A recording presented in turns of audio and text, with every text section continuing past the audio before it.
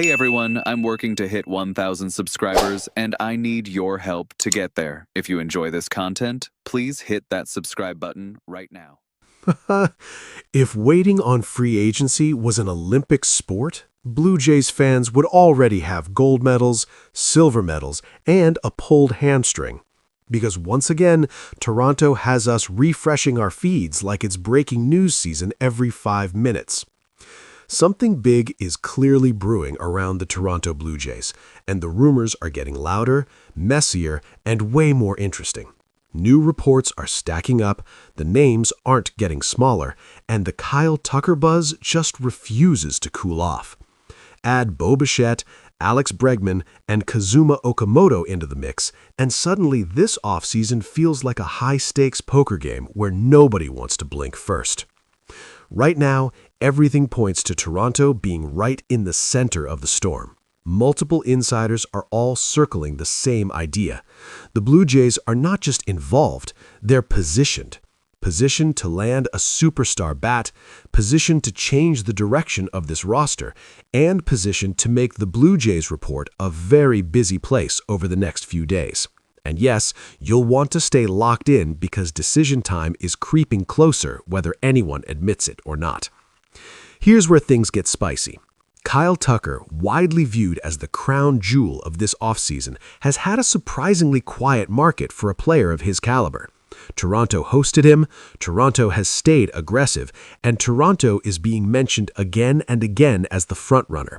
The Mets are lurking, because they always do when money is involved, but the Yankees? They're reportedly looking elsewhere. That alone tells you how real this is. Now stack that with another key insight floating around baseball circles. Toronto is expected to land at least one major name from the Tucker, Bichette, or Bregman trio. That's not fan optimism talking, that's league-wide expectation.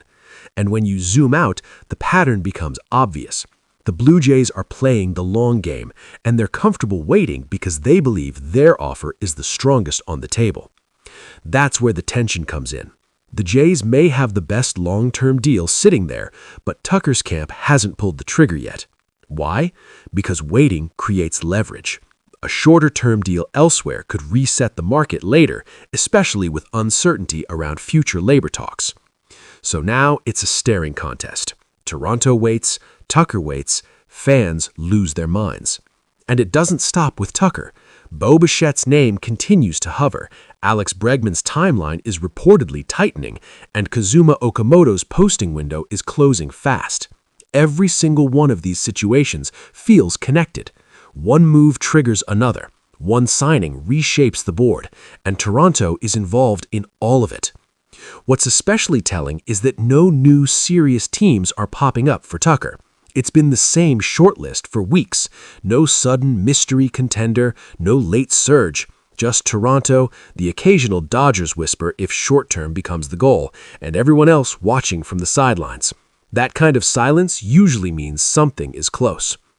Of course, nothing is guaranteed. Blue Jays fans know that better than anyone.